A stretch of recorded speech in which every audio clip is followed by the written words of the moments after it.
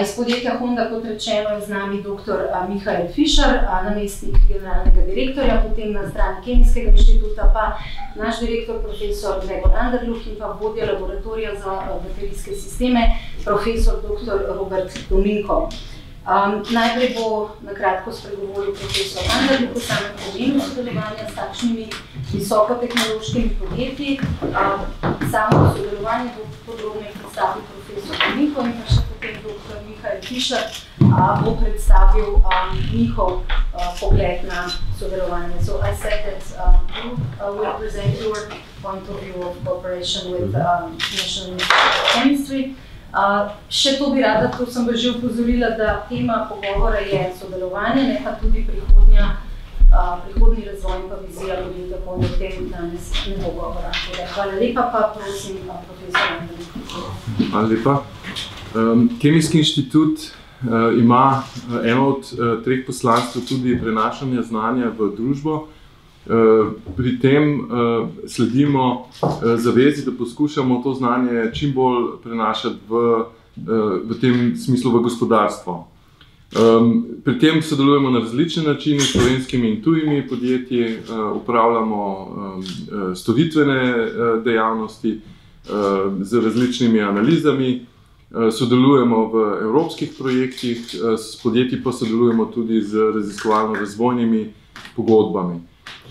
To slednje sodelovanje najbolj cenimo, zato ker ponavadi ta podjetja, to so v veliki meri visokotehnološka podjetja, ki do nas pridejo na podlagi naših raziskovalnih dosežkov ali pa zaradi naše raziskovalne infrastrukture, ki jo tukaj razvijamo na našem inštitutu. Kemijski inštitut drugače sodeluje vsako leto preko 100 slovenskimi podjetji in preko 20 tujimi podjetji. V okviru raziskav, ki jih upravljamo za tuja podjetja, bi izpostavili lahko v zadnjem času dolgoletno sodelovanje s podjetjem Oxford Nanopore Technologies na področju raziskav nanopor za uporabo senzorike, s podjetjem Total, kjer se razvija to sodelovanje eno tako tudi zelo lepo dolgoletno navezavo, kjer sodelujemo pri razvoju elektrifikacije laboratorijskih procesov in pa seveda, ker je tema današnjega dneva, nekako tudi sodelovanje, dolgoletno sodelovanje s podjetjem Honda. Na to sodelovanje smo še posebej ponosni. Profesor Dominko bo obrazložil vsebino tega sodelovanja. Tukaj je bistveno to, da so naši raziskovalci preko takšnega sodelovanja v stiku z nekim vrhunskim podjetjem, z vrhunskimi tehnologijami in jih tudi seveda v tem skupnem nekem delu tudi soustvarjajo. Rezultati takšnega sodelovanja, ki se ga lahko privoščijo nekako visokotehnološka podjetja, so pa seveda tudi potem raziskovalni članki in patenti, ki jih je bilo tudi kar nekaj v vseh teh letih. To, da sodelujemo na tak način tako dolgo, je en zelo lep znak, tudi priznanju laboratoriju profesorja Dominka in Kemijskemu inštitutu, in verjamemo, da bomo z novimi centri, ki jih inštitut namerava vzpostaviti v bližnji prihodnosti, to sodelovanje lahko samo še nadgradili in poglobili. Za to dolgoletno sodelovanje se je Kemijski inštitut odločil, da bo podjetju Honda tudi podelil priznanje za sodelovanje pri raziskovalnem delu in to bomo potem danes zvečer tudi podelili. Hvala lepa. Pa še profesor Dominko, ki bo povedal kaj več o sodelovanju samem. Ja, hvala lepa, da v bistvu lepo je videti tukaj novinarjev, da je še vedno zainteresiranih za to sodelovanje, ki ima že nekateri mislijo dolgo brado in kje so sedaj rezultati. Rezultati so v bistvu rezultati, ki jih v bistvu redno dajemo podjetju, ki z nami sodeluje, ki nas financira. Ti rezultati niso samo v obliki, kot je že direktor omenil, patentov in znanstvenih člankov. Ti v bistvu rezultati so tudi v obliki dobrega znanja, ki ga prenašamo iz naših laboratorijev, se pravi iz Kemijskega inštituta na podjetje. Obenem pa tudi v bistvu daje nam možnost sodelovanja z nekim globalnim podjetjem, ki je, kot vemo, eno izmed najbolj naprednih podjetij na svetu, in to je praktično tudi za nas čas učenja, čas v bistvu, da mi pridobivamo izkušnje, kako v bistvu gledati iz perspektive enega izmed najbolj razvojnih podjetij, najbolj učinkovitih razvojnih podjetij na svetu. Se pravi, da tukaj ni samo v bistvu enosmerno financiranje in podajanje rezultatov, ampak je neko splošno tudi učenje celotne skupine, ki deluje v laboratoriju, pa tudi na ravni inštituta praktično dobivamo vpogled, kako v bistvu se lahko sodeluje s podjetji. Direktor je že omenil, da pač osnova so raziskovalne naloge. Te raziskovalne naloge so v bistvu nekako zasnovane, da vedno pogledamo, kaj on stran odgovorja.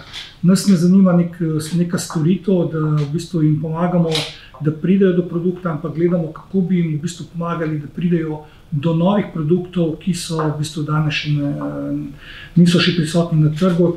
In to je bil tudi ta zmagovalni projekt, oziroma projekt, ki je bil začetni projekt, kjer je bilo vprašanje, kakšno tehnologijo lahko ponudimo, da jim bo omogočila nek napredek oziroma neko prednost, če bodo to proizvajali v roku 10, mogoče 20 let.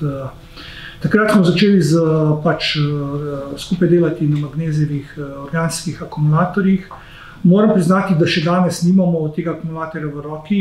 Z novim centrom, ki bo v Kisovcu začel obratovati nekje, upajmo, 25, sredina 25, bomo imeli tudi priložnost, da pridemo do nekega izdelka in da bom lahko takrat pokazal izdelek v obliki baterija, to je izdelek magnezijev organskega akumulatorja, ki ima takšne možnosti, da lahko vstopa v mobilnost ali v neke druge aplikacije, ki so potrebne za današnji tako imenovani zeleni prehod. Vsekakor dobra izkušnja za laboratorij, dobra izkušnja za celotni inštitut. Veliko smo se sami naučili, veliko smo dali in v bistvu danes bomo izkoristili tudi dan, kako v bistvu začrtati delo v nadaljnjem, na prihodnje. That's short for my side. Hvala lepa, pa še dr. Fischer. Please tell us your vision and what are the benefits of cooperating with our institution. Yeah, will be my pleasure. Let me quickly introduce Honda. We are not only an automobile maker. Honda always identified itself as a technology company, and we have a very big variety of products from automobile over motorcycles, but also power products. And especially in Europe, our research and development center is an advanced research center. So our target is to really be at the edge of technology and always to identify new approaches, new technologies.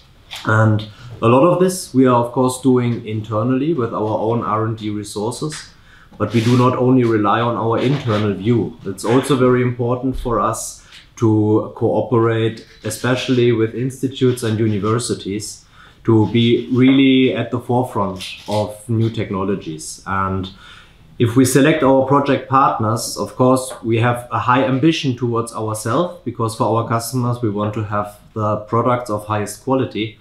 And this means also our project partners we select very carefully. And we always want to work together with the leading institutes for specific technologies. And yeah, that's basically how we came to the NIC Institute from Professor Domingo when we started some battery research already 10 years ago, before the majority of other companies talked about electrification. But already at this time going the next level compared to today's lithium-ion batteries and research new alternative technologies and materials, because we know that electrification and battery EV is definitely the way to go to come to a sustainable mobility. But specifically, the battery still has some issues. We have critical materials, we have critical production processes and so on. And our ambition was always to find even more environmental friendly technologies, environmental friendly materials. And that's why we decided to do research in the area of magnesium battery to find out if this would be an option not only for automobile, but in general for battery-related applications. Such kind of a cooperation with universities and institutes is very important for us, not only from a technology point of view, but also to create a good network between our internal researchers and also external researchers, and also to find new talents, because it is of course very challenging in these new technology fields to find highly skilled employees. And what could be better than working together with students and PhD students who are absolute experts in these fields, and we create the network with them and may have also a chance to hire one of the other person from these institutes in future. Thank you. Hvala lepa. Zdaj pa če so še kakšna vprašanja. Any questions for naše goste pa naše hišne domače strokovnjake? Profesor Tominko, mene zanima naslednje, ne? Bazične raziskave vi delate na bazičnih raziskavah. Te imajo nek svoj zakonitost razvoja, ne? Pa me zanima, kako usklajujete recimo to sodelovanje recimo s Hondo, ker je pa seveda avtomobilski trg je pa pod velikim pritiskom trga. Kako to, kar rečemo, zhendate skupaj? Ja, mislim, trenutno je bilo to uravnano tako, da smo pristopali k podizvajalcem, lahko rečem, partnerjem, ki so za nas opravljali določene raziskave, bolj ta inženirski del, ki je pač potreben. Ker kot ste omenila, je ta inženirski del v bistvu nekako potrebno je pokazati, da baterija deluje in ni več dovolj, da to deluje več na tem osnovnem nivoju, kot ga mi lahko zagotovimo v današnjih laboratorijih, ampak potrebno je to v bistvu pokazati v obliki res prave naprave, ki ima neko kapaciteto, neko energijo, neko moč. Kot odgovor temu v bistvu je tudi prišla pobuda, da ustanovimo ta nov center, infrastrukturni center, ki nastaja v Zasavju. To v bistvu ni samo kot odgovor na potrebe na baterijskem področju, pa tudi odgovor na potrebe na vodikovem področju, na področju CO2 zajema. In tam bomo imeli pilotne naprave, tam bomo praktično lahko prišli bolj do realističnih produktov, ki bodo dajali industriji pravi odgovor, kje lahko umesti ta produkt, v katero aplikacijo pravzaprav. Ali je namenjen lahko za elektromobilnost, lahko namenjen za energy storage, lahko namenjen mogoče za naprave, ki potrebujejo veliko moč in tako naprej. Da se ta del recimo bazičnega dela na nek način pospeši? Dopolnjuje, jaz bi tem rekel dopolnjuje in v bistvu nadaljuje. Ker je pač velikokrat, mislim, težava ne samo akademije v Sloveniji, tudi akademije širom Evrope je to, da končamo z dobrimi članki, včasih tudi dobro citiranimi, ampak impact tega pa danes ni tisto, kar potrebuje v bistvu družba za zeleni prehod. In potrebujemo praktično, to je zdaj, lahko rečem, da velik uspeh za Kemijski inštitut, da bomo imeli ta center. Ja, če mogoče lahko jaz tukaj dodam, ne samo za Kemijski inštitut, jaz mislim za slovensko družbo, ker ti centri, ki jih želimo vzpostaviti v prihodnjih nekaj letih, center za demonstracije in usposabljanje na področju nizkoogljične tehnologije in center za tehnologije genske in celične terapije, sta ravno centra, ki omogočata to poglobljen razvoj nekih tehnologij, produktov iz tistih bazičnih raziskav, ki jih lahko iz laboratorija prenesemo potem bliže uporabnikom, bliže trgu. Tega v Sloveniji do zdaj ni bilo neke vrste pilotnih načinov potem dela in preverjanja teh inovacij, če želite, in to mislim, da je pomemben korak v pravo smer. Pravite recimo vključevanje pilotnih zgodbe, na nek način ponuja novo paradigmo, recimo v nekem razvoju, kot pravite, da pri nas se so vedno spili. Pri nas, v tujini je to nekaj običajnega, je cela ta vertikala pokrita, v Sloveniji pa to še nismo imeli do zdaj zelo dobro pokrito. Pravi, da kemijski, kar je na nek način to. Kemijski inštitut ima po zaslugi raziskovalcev, kot so dr. Dominko, kot so dr. Likoza, dr. Jarala, odlične raziskovalne tematike, ki jih lahko razvijamo na tak način in prenašamo naprej. Vse te centri, ki jih vzpostavljamo, so rezultat nekih predlogov, nekih prijav, ki jih je Kemijski inštitut oziroma kolegi iz Kemijskega inštituta pripravili in odreagirali na pozive, na te potrebe v bistvu družbe, okolje, kamor zdaj prihajamo s temi centri.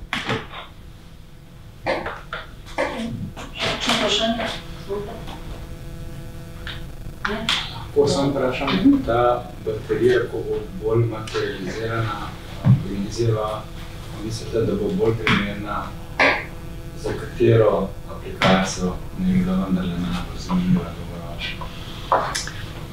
Jaz bi to rekel, ko triletnika, ko ga daš trenirati v šport, veš, da bo zmagovalec na olimpijskih igrah v teku na 100 metrov. Tako bi odgovoril na to vprašanje. Mi smo zdaj na stopni triletnika.